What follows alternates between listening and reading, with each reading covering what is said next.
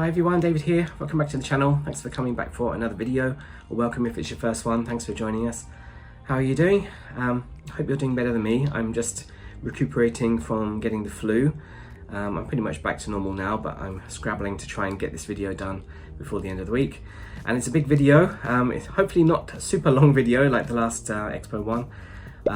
But it's a momentous occasion because I did finally visit the final pavilion. So, well, thank goodness, my mission is over. My Expo stuff is not over quite yet. I've still got a few bits and bobs I want to get done. And there's a few little odds and sods in the Expo itself that I want to try to hopefully see if I can before it wraps up in middle of October.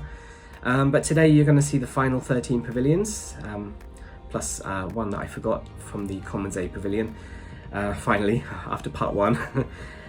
So thank you for joining me all the way through from, hopefully from part 1 to part 10. Check the other ones out if you haven't seen them. But today I'm going to be talking about the, I think the 3 visits that took me here. I had some incredible luck actually. I saw, I think 6 on the first 2 days each, and then Jordan I had to leave for the last one. One separate visit completely, but I had some other stuff to do as well, so it was okay. So today I'm going to show you first of all the new east to west path that opened up between the 2 gates outside the park, so you can use the metro but still get to the west gate.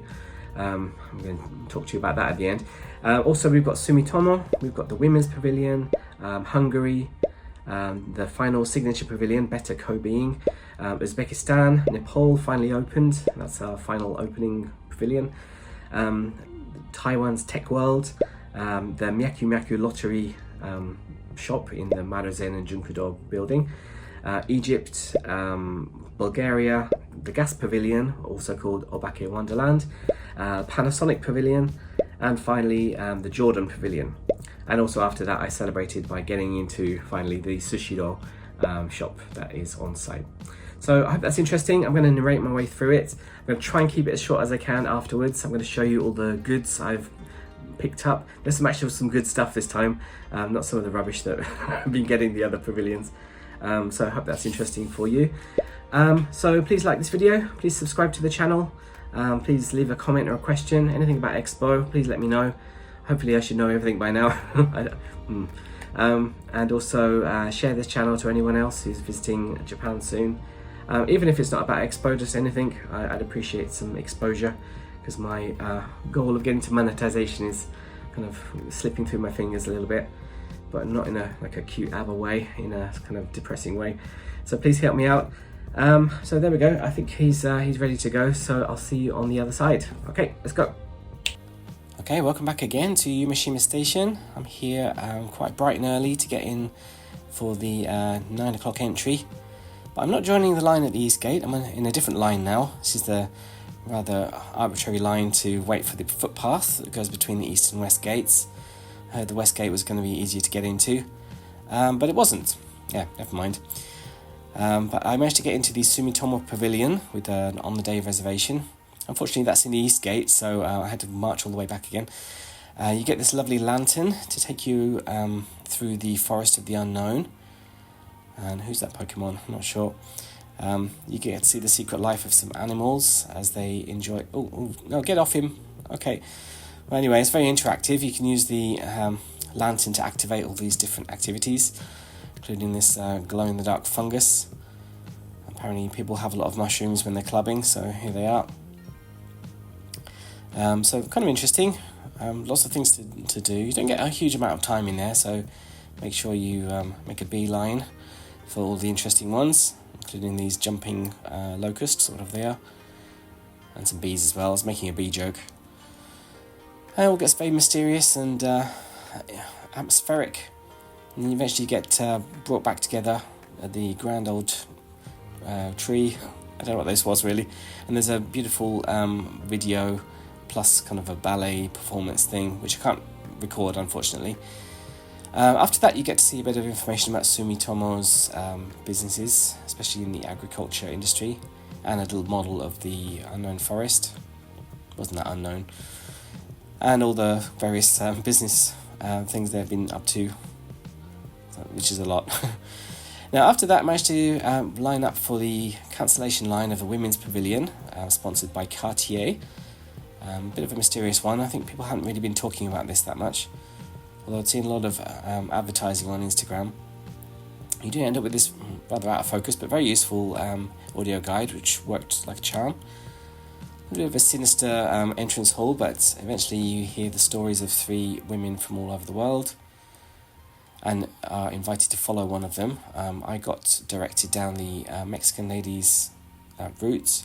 You can find out about her troubles in Mexico City during the flooding. You can take a little time to relax and recuperate under this, is that called an Oculus? I think that's what it's called. And find out some information about the SDGs, about women's rights, and some other facts and figures about important moments for women in history.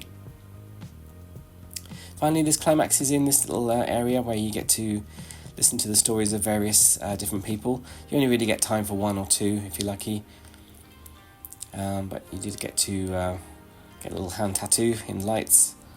Home is the other, what's that about, curry? Who's got curry inside them? No, sorry, I missed that one.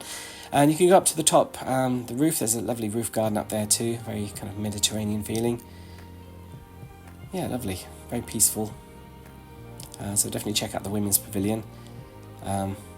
It says it takes like an hour to wait to get in, but it only took me about 20 minutes, I think.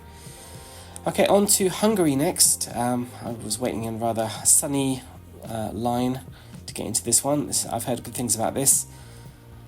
And yeah, nice beautiful building as well. I'm not really sure what the concept was behind it. I wish I'd found out a bit more about it.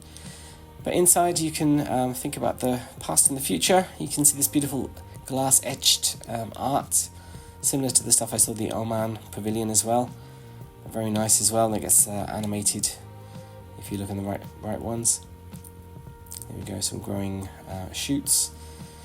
A nice little waiting room as you are waiting for the lovely folk music performance. A lovely slowly rotating lady sings a song about love in Hungarian. And yeah, the lighting really works well with this one too. It's very kind of immersive, moving experience. Yeah, just really check this out. It doesn't really take that long to get into. And a bit of ethnic twirling. I can't say no to that. So there we go, nice gift shop as well, some cute little mascots, little dolls, and some food if you're feeling hungry. Now I managed to get into the signature pavilion, Better Co-Being. My heart almost jumped out of its chest when I got this in the middle of the Hungary line on the day reservation. Very artistic one, of course. This is the only outdoors one, I think. And with the smartphone and with the weird pebble thing, you get to do various interactive things which weren't really very well explained in English, so I just kind of enjoyed the vibes of this, I don't know, words, tornado. In other words, just walk around really. It was a very sunny day. They do lend you parasols, which was nice, and you can get to see the diamonds. Very sparkly on their own, but they did manage to water them as well to make them even sparklier. You get to see a rainbow, and yeah, they're all twinkling in the glistening sunshine. A little bit too glistening for me. I was getting quite hot. And another LCD thing. This is kind of the opposite of the LCD rooms, I guess. We've gone into the 4th dimension. But very nice. A little bit hard to understand, but I did get a nice goodie bag, which I'll show you in a moment. On to Uzbekistan now, which had another long line, but wasn't as long as advertised. Very intriguing shape for the pavilion as well. This kind of triangular thing. The Garden of Knowledge is their theme, and I was just happy it was air conditioned because I was absolutely roasting. And there's a small display about Uzbekistan's sustainability strategies and what their technology is doing in the future. I could have done with spending a little bit more time here actually, because they kind of rushed us off quite quickly. Didn't really have a chance to look at these because we ended up in this round room, another projection room. You can see the roots of the Garden of Knowledge or whatever it was. Some beautiful kaleidoscopic ethnic art. Very nice. This is one of the nicer projection rooms actually that I've seen at the expo, and I've seen quite a lot of them. Some of the beautiful architecture they have in the kind of Central Asian area. touching on their culture a little bit too. And yeah, some more of the beautiful looks around. There was an interesting twist about this room. I'm not going to tell you what it is. I will tell you at the end, just don't want it to be a spoiler for you. And of course there's sustainability ideas for the future, wind farms and all that sort of stuff. And then you get to the top of the roof, you can see this beautiful wooden garden here. This wood comes from Japan as well. I'll talk about that in a second. But I did get to spy some dancing happening at the front. So I had a bit of a lean over and saw that. The sun was really strong from this angle though, so I left that alone. And otherwise you can just enjoy the peace and quiet of the roof garden. I thought people would be hanging around for a bit longer, but it was nice vibes. So the trees are from Japan, and you can actually scan these little doodads with your phone. It's like that close contact chip thing, and you can find out information about where these trees came from. I think these were from Kochi or something like that. So there we go, nice vibes, good Uzbekistan Pavilion. The shop was really nice as well, even if all the stuff was incredibly expensive. It smelled gorgeous though. Some of that incense would have been nice, but yeah, never mind. And they were still performing. Another lady had joined by this point, so we could enjoy some Uzbekistani dancing. I don't know if that's the right demonym, but there we go. Yeah, beautiful, lovely. Check out Uzbekistan. On the way to my next one, I checked out the Wase exhibition area where a Birdman exhibition was happening, or bird women, bird people. And you can see one of the models itself. Yeah, very interesting. And, where are these people? They seem to have been lost. They're a little bit late, but better late than never. Finally, we made it to the Nepal Pavilion, which opened at the end of July. A little bit of a way into the exhibition, but very nice. It's kind of built like a small town square market, I think. Nice little pagoda thing in the middle. I'm not sure what that's officially called. Lots of art shops as well. You can buy all sorts of arts and crafts. I think this was a shop. They seem to be selling pretty much everything in there. Some other displays, art displays of their beautiful Buddhist art and their tapestries as well. Nice beautiful carpet here. I think it's a carpet. So yeah, lots of things to see from Nepalese culture.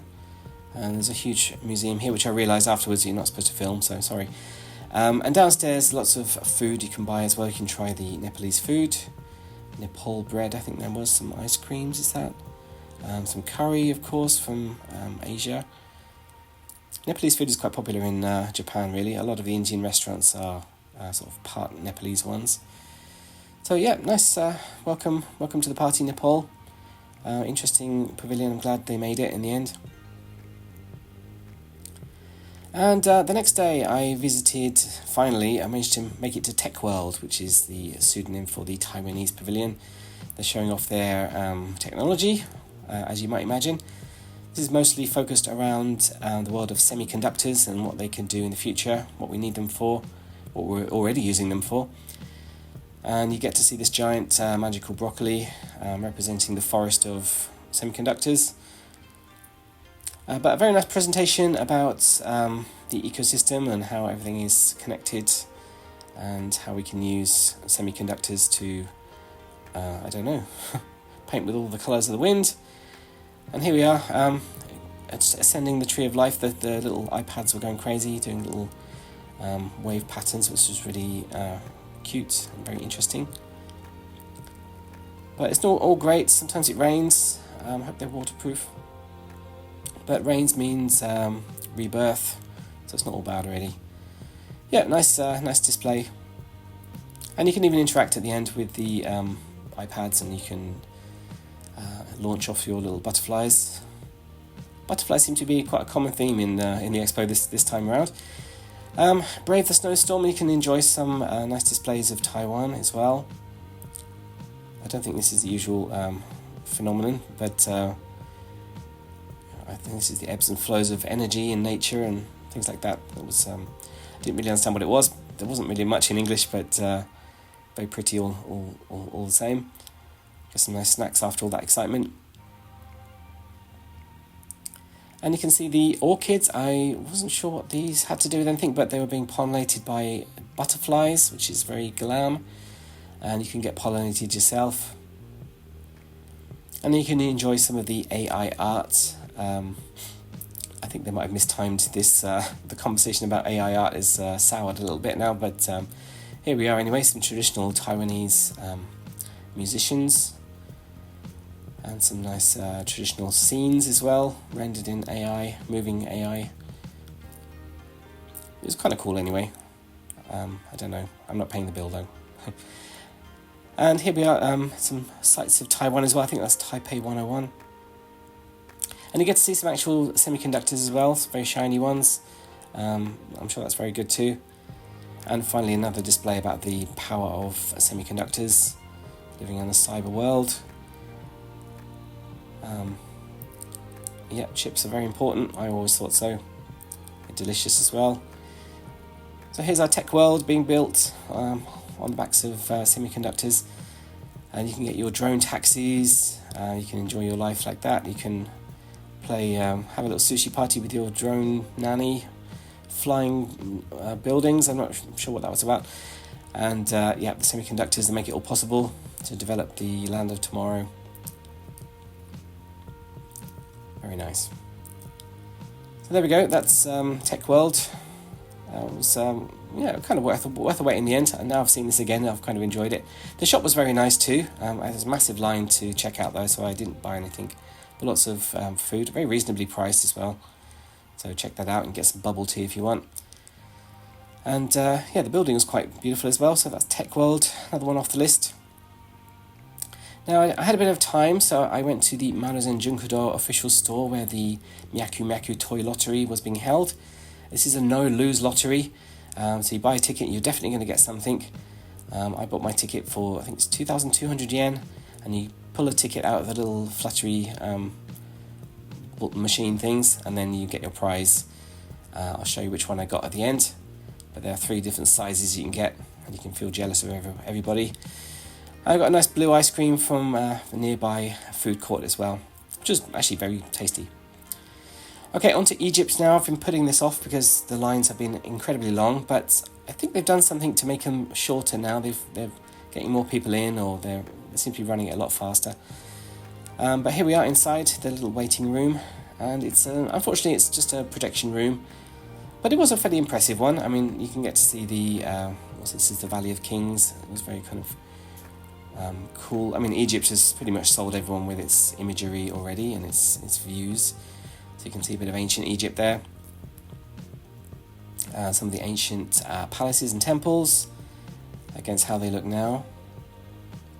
So before and after. Of course, you get to see the pyramids, the most iconic part of Egypt. And of course, we get into the tombs as well. Oh, that's Tutankhamun, I think. I don't know, the Pharaoh. Pharaoh will see you now. But maybe we'll see him in the Egyptian Art Museum, which is, I think it's opening now. This is apparently called the Iconic Tower. Get to see some of modern Egypt as well, some of its trading, exports, things like that, and its sustainability goals too, solar panels, wind power, and agriculture.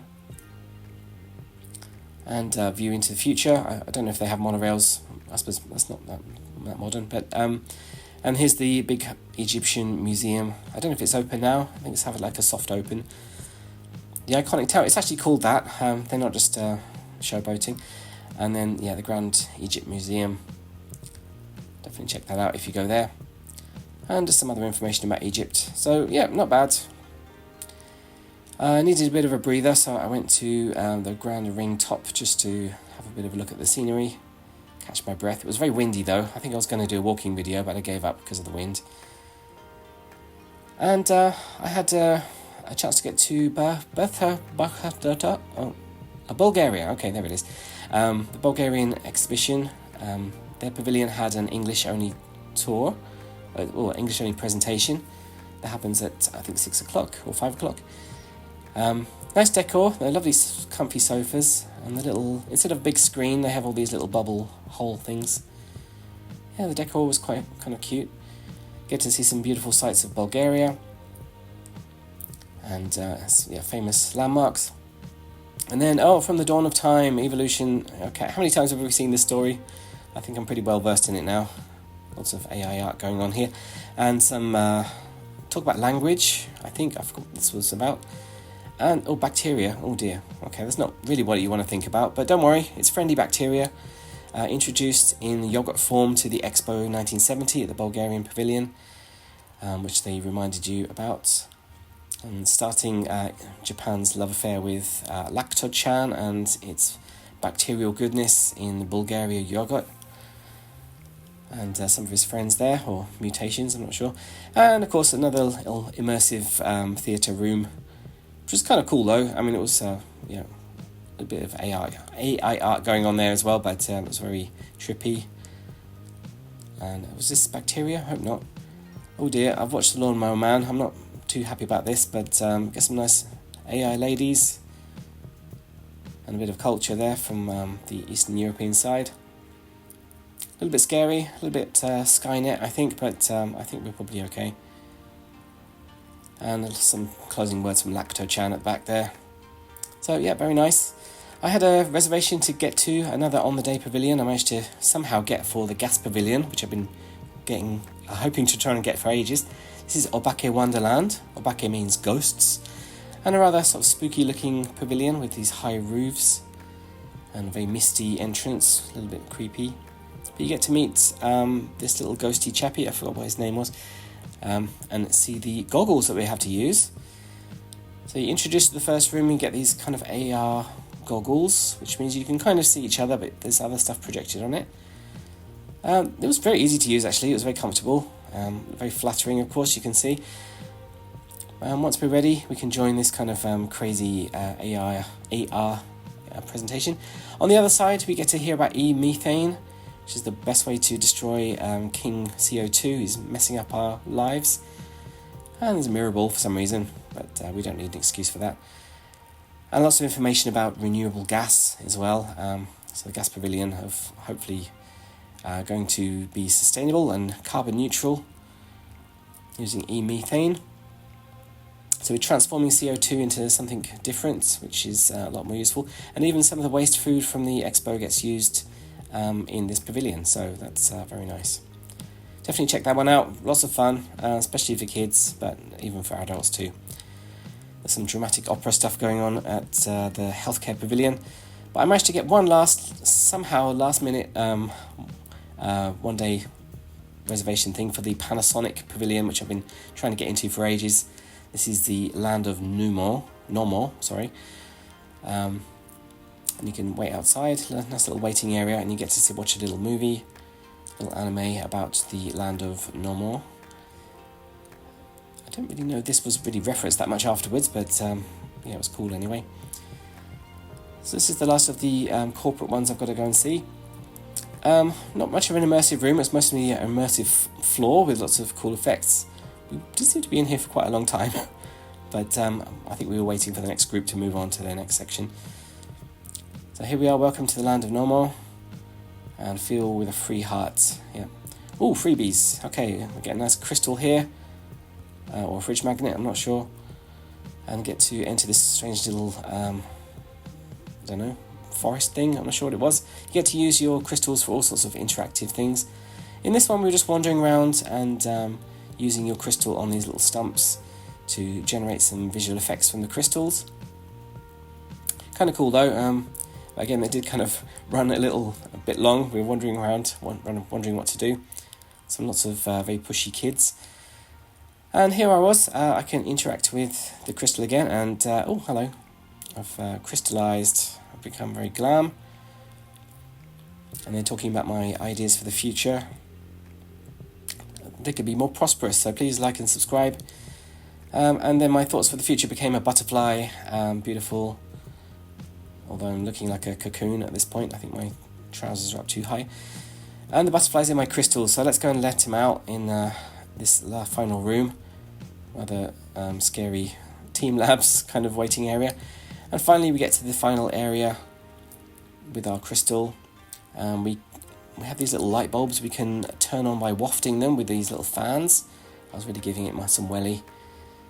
So there we go, very interactive. And my butterfly was coming to life. And finally we get a little showdown with all the butterflies going off. And the room goes a little bit bonkers, lots of light effects and swirly patterns.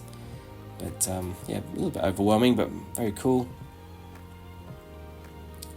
And finally there's one last little information area where you get to see how Panasonic is thinking about the future, how they're using their technology to improve our lives.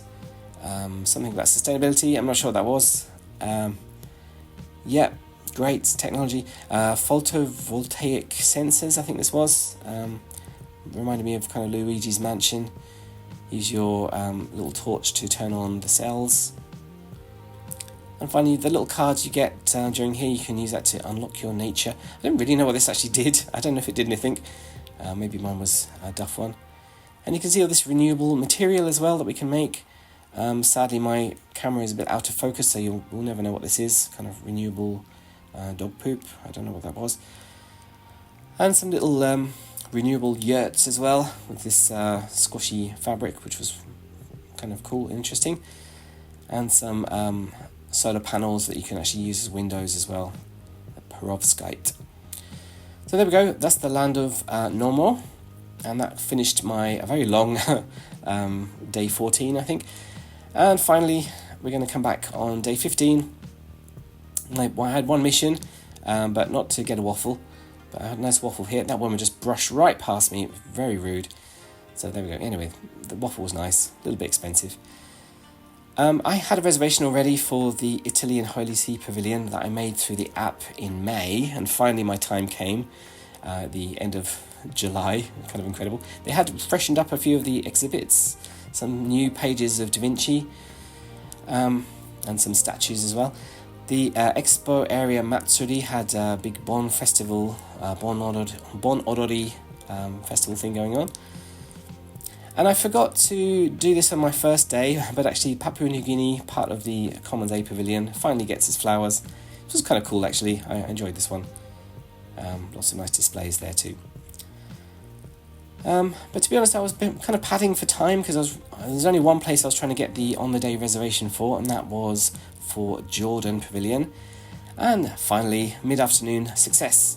I managed to get in for the sort of 4 o'clock or something like that. Into this beautiful pavilion. We've been waiting a long time to get in here. You can see some of the famous spots of Jordan. The Kingdom of Time, a very old civilization. Get to play some rock music, ha ha ha, on this xylophone. You can see Petra, for example, one of its most famous landmarks. Some of its old prehistoric art. And the main event is this area in the middle where you get real sand from Jordan, apparently. It's a nice kind of starry dome over the top, and the real sand is very interesting. You have to take your shoes and socks off. We get a nice talk from this nice lady. She explains everything about Jordan and its history. And you get some more displays of it. And just kind of get to fiddle around with the sand for a little bit, which is very nice. It does get everywhere though. Including the gift shop, where you can buy some personalised sand, if that's up your alley. Otherwise you can buy some other Jordanian merch. So there we go, that was the final pavilion.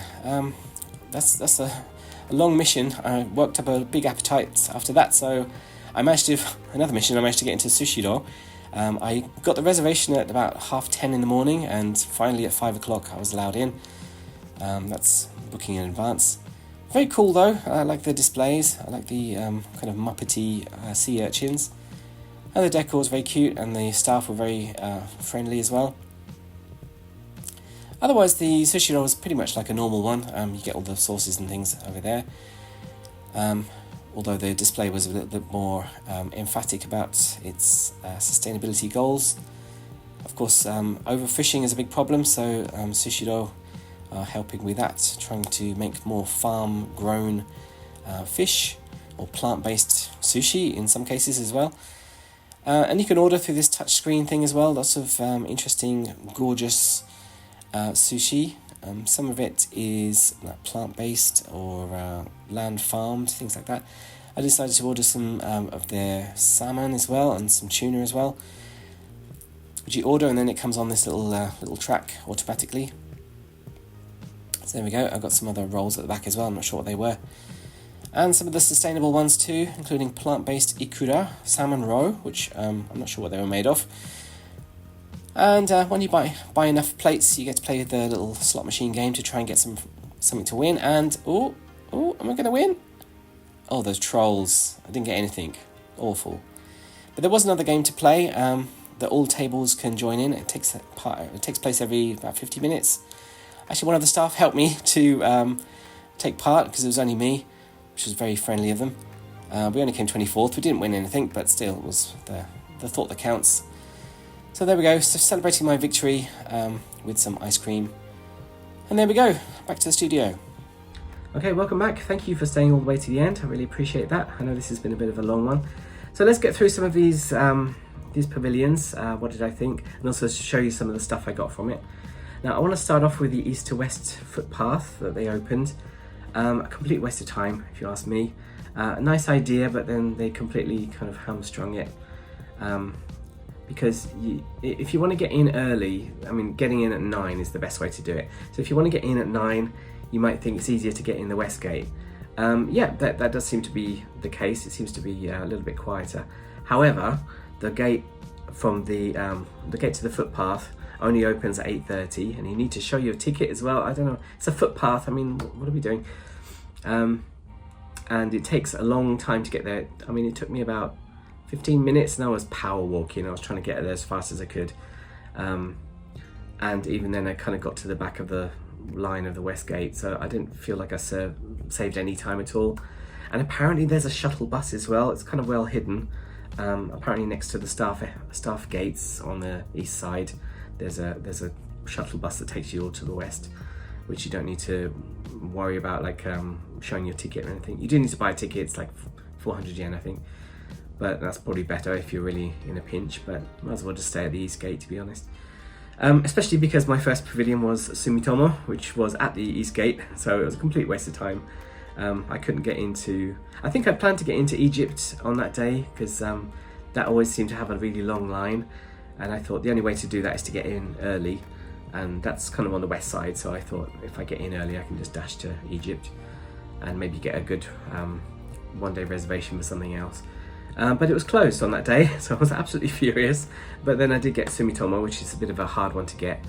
Yeah, it was fun. The little forest of the unknown with the lanterns, that was a nice kind of good prop to use.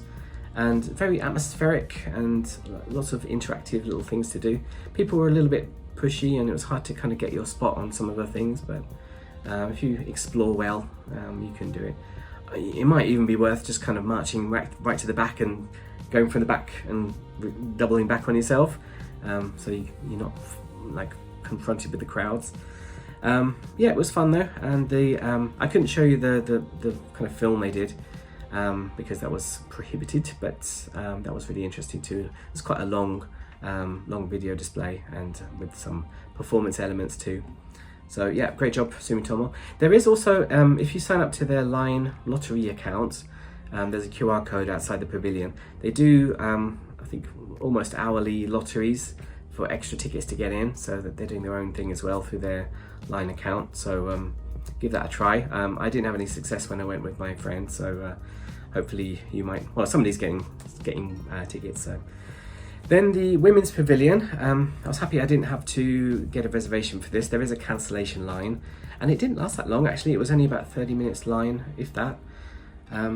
Nice building, inside was very cool as well. It was very kind of classy.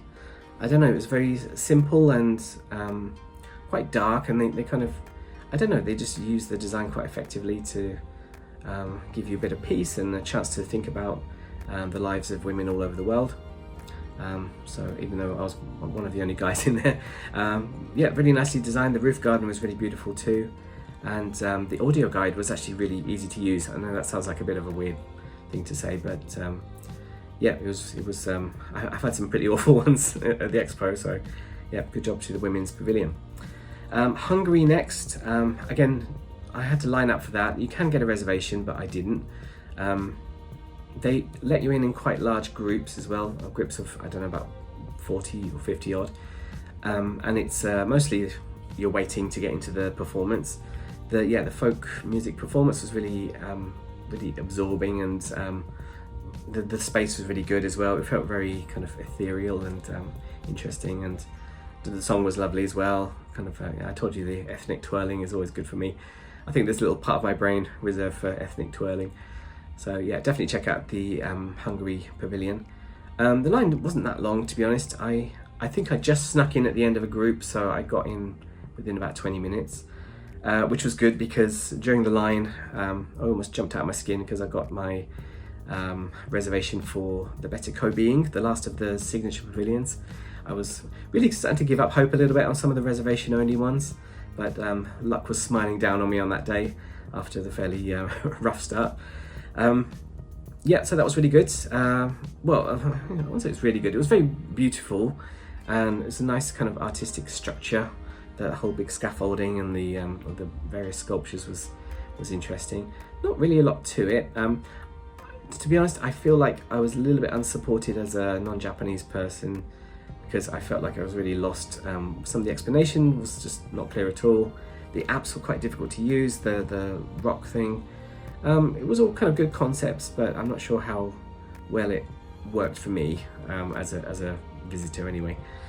I was getting a bit hot and bothered as well, trying to film and do that. But they did take care of us. There was nice air conditioning before we were waiting, and they gave us like parasols too. And also get a nice goodie bag as well, which you saw in the video. This is the Better Co-being, sponsored by Otsuka. I can't remember what Otsuka do. I think they make Pocari Sweat, for example. And they get some little, this is going to be quite a nice bag actually, it's quite strong.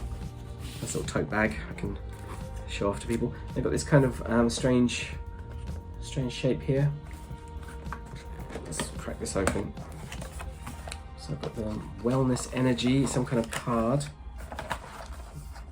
Don't really know what that does, but I have opened this before, but I haven't really sampled the delights. We've got some kind of wellness supplements and things. We've got some oxygen powder, I guess we can add to the water. We've got, I'm not going to destroy this box, but a little carton of water as well, and some nutrition powder in here too. You can see all that. Yeah, so that's a nice little package. You don't really get that many freebies in the expo that are sort of substantial, so I'll see if I can live better now because of that. So good job. Enjoyed that. I like a freebie. It's funny, I can feel a little bit kind of underwhelmed by some of the pavilions, but if they give me something nice at the end, I'll be like, yeah, I like that. On to Uzbekistan, very interesting. I like the kind of design of the pavilion too. It was extremely hot outside, so please be careful. They don't let you line up under the ring like a lot of the other ones do. You're just kind of in the extreme sunlight, so I really wish they'd put some tents up or let us line up under the ring. They do limit the line size though, so I think you only had to wait probably a maximum of about 20 minutes maybe. I think I got really unlucky because they let in kind of 2 groups worth of people in the line, but it was like 2 and a bit. So I was the bit, so I got cut off from the second group, so I had to wait for kind of 3 rounds, so that was a bit of a shame, but I think these things happen. It was a bit of a scrum to get in. But very cool though. I wish they'd given us more time in the museum because there seemed like a lot of interesting displays there. But I'm going to get into spoiler territory, so skip forward 30 seconds if you don't want to know. But that big room, that kind of immersive theatre room, is actually a very slow moving elevator. And you kind of don't really realise it until well, towards the end, or you might not even realise it at all, and the doors open and oh, you're on the second floor, you're on the roof. That was really cool. I think I haven't seen any other kind of big twists like that in the immersive room, so that was good. My hat off to them. And the like, I don't know, roof garden thing, roof terrace was really cool as well. Very nice, nice vibes. So yeah, good job Uzbekistan. And finally for that day I went to Nepal as well, which was, yeah, it was kind of interesting. I'm glad they opened it finally. It was kind of cute really. It was like a local market really. They got some shops with arts and crafts. They got a little museum upstairs, which was really beautiful. The building was kind of, it kind of felt like a new build from England, to be honest. I don't know, it didn't feel very Nepalese, but I don't know what that looks like anyway, so we'll can only imagine. The food looked good. I didn't have any, I'd just eaten dinner, I think, so I didn't have any chance to eat anything there, but it looks like a nice place to check out for some food. So yeah, definitely check out Nepal, better late than never. Now day 2 of the group was kicked off with Tech World, which I managed to get into in the morning. I just lined up for that, and it did take a while. I think it was, I don't know, it was over half an hour at least. I think it must be getting on for 45 minutes. I came out feeling quite disappointed by it, but I think that was because, oh, it's falling off. I think that's because I'd been waiting and I was tired and I was a bit grumpy, and a lot of it was in Japanese, which, considering it was the Taiwanese pavilion, and I think Taiwanese are quite good at English, I expected a bit more, especially for the Chinese people who were visiting as well, or Taiwanese people. I'm not getting into that, but it did seem a bit kind of monolingual for the display. So I did kind of feel a little bit underwhelmed. But actually, looking back at the footage that I took, I thought, oh, actually, this was quite fun. I think I was just focusing on getting a good shot, and I was just in a bad mood. So yeah, sorry Tech World for judging you poorly. It was kind of fun though, and the thing with the iPads was really cool, and mostly kind of displays. I don't really know how it all hung together, but yeah, nice display anyway. And I did get some more goodies as well. This is my other big one. Now there are various goodies you can get from the Tech World Pavilion, and it depends when you go. I had no idea about that. I just got this little plastic bag with Tech World on it, and I've got the kind of Tech World tote bag. Is this a tote bag? A little bum bag. It's pretty sturdy as well. It's not like some cheap old bit of rubbish. It's quite nice. Some nice little pockets inside. It's got a little strap you can attach. Yeah, so I'm sure I can find a use for this somewhere. So that's really nice to get from Tech World. Again, like I told you, I'm easily swayed. If they give me some nice merch, then I'll sing your praises. So that was Tech World. Good job. Excuse me.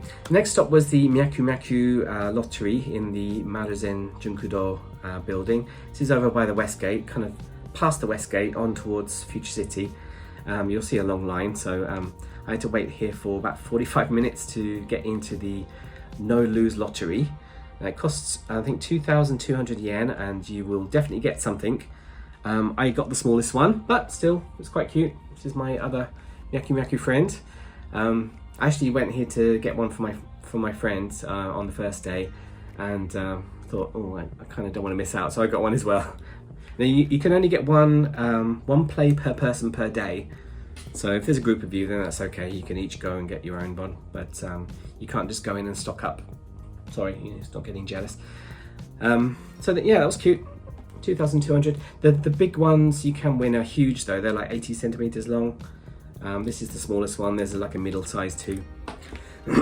So check out that if you have some time to kill, maybe before a reservation. Okay, then Egypt. I kind of bit the bullet because Egypt has a bit of a reputation for being quite a long line and not being particularly impressive, so I was a bit kind of not really looking forward to it. But I think they have sorted out the flow of the people, because it only took me about 15 minutes to get in. Sorry, my friends took about 2 hours to get in there. It was basically a projection room, like a box room thing, which is, yeah, fine. It was kind of in keeping with the ones around in that little zone, the kind of slightly lower budget ones.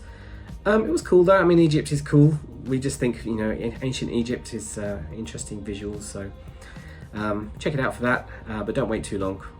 But that's pretty much all you're getting. It's a little visual box room. Bulgaria, I had lined up for it a couple of times, but then I think I lined up for Bulgaria when I couldn't get into Egypt in the morning of the first day. But then I got my Sumitomo reservation, so I dashed off. And then I tried it again in the morning, but then I got Tech World. No, I decided to go to Tech World instead, because one of the guys came up to me and spoke to me, said like, oh, you speak English? And he said that there's an English session that goes on at, I can't remember now, I think it was 6 o'clock or 5 o'clock. Please check that out. They give priority for English speakers only.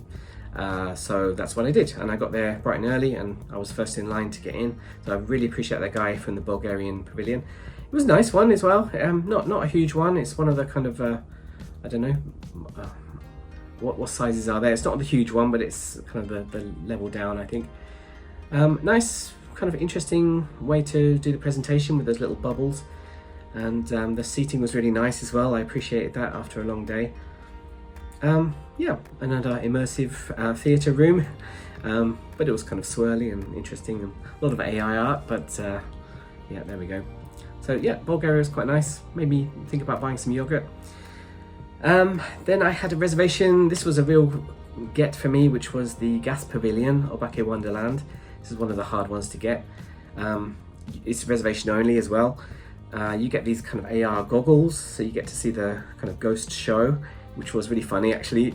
If you do get into this and wear the goggles, make sure to turn around and look at the other people in the room, your other guests. That'll be worth it.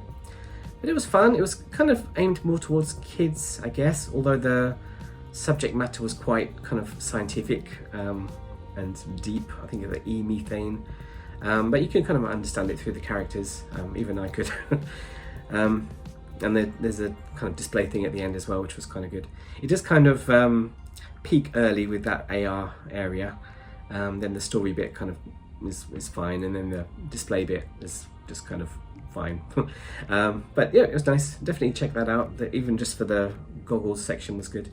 Don't worry if you're the kind of person who gets sick from those things. Don't worry. Me too. I don't really like VR. I try it, but then I feel a bit odd. The AR stuff is not the same because you can still see around your actual surroundings at your pace. So it's not like it's zooming you through anywhere. So you don't have to worry about that at all. But yeah, check it out. Then I was about to go home actually, and I thought, oh, I'm just going to sit here and refresh the website a few times, and I managed to get Panasonic, which was an incredible get as well. The luck I had in those 2 days was phenomenal. Panasonic was cool. They had the crystals, the land of Normal, I think, which was good. The first room was a bit of like a holding area, really, another immersive floor light show thing. But the interactive things were kind of cool. I think there were possibly a few too many people in one group, because especially when there's kids running around and kind of trying everything, you have to kind of fight for your spot to try and do something with the interactive stuff. But it was kind of well thought out, and it was interesting. The bit at the end as well was kind of cool, and you also get to see the future technology from Panasonic. So that was one of the better kind of corporate ones. Okay, and then I finally went home. That was supposed to be a short day. And then finally I came back, especially to try and get into Jordan, which was the final pavilion. I did have a reservation for Italy, which was through the Italia Expo app, which you could actually reserve through that, just like booking a hotel. That has long since filled up, so I don't think you can get in there anymore. But I booked that in the start of May, and finally at the end of July it was my turn. So that kind of goes to show how busy the Italian pavilion's been. Just went to see that, and I did go in there, and they had refreshed a few bits. I thought I'd just go in there because, why not, because it's one of those sought after ones. But they had refreshed a few things.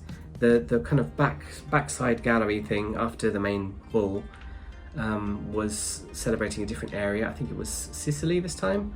So you get to see stuff about Pompeii. You get to see some of the kind of sculptural art, and the Leonardo da Vinci pages. Apparently a second set had been shown as well, which they put out in the second half of the expo. So I was very lucky to see all of that. So yeah, finally I managed to get into Jordan. That has moved on from having a very long line and not being particularly well managed to on the day reservations only. That might have changed by the end of summer. They said that was kind of like a trial thing, so I don't know where it is now. But interesting, they've got the sand pit. You can enjoy the sand in there, and enjoy the sand under your feet and getting a nice experience under the stars of the kind of Jordanian desert. Was this the one they used in Star Wars? I'm not sure. I think it was. apparently it's used in lots of movies. I remember Indiana Jones, they used the city of Petra for that. It was a little bit of a hassle trying to get into Jordan, but it was definitely a nice pavilion to look at, especially judging by its neighbours as well, because like Peru was nice, but it was just all right. So get into Jordan if you can. It might be worth it. Just make sure you take your socks off, because otherwise you're going to get sand everywhere. And finally, I got into Sushiro. Actually, you can get the reservation ticket quite early in the morning. They do run out fairly quickly though. I got mine about 10:30, and by the time my number was called, actually while I was in Jordan, but you can, if your number gets called and you're not there, that's okay. You can get recalled if you go in later. It was good. I mean, the food was pretty much the same. They had a few kind of special expensive versions, but they also had the plant-based things as well.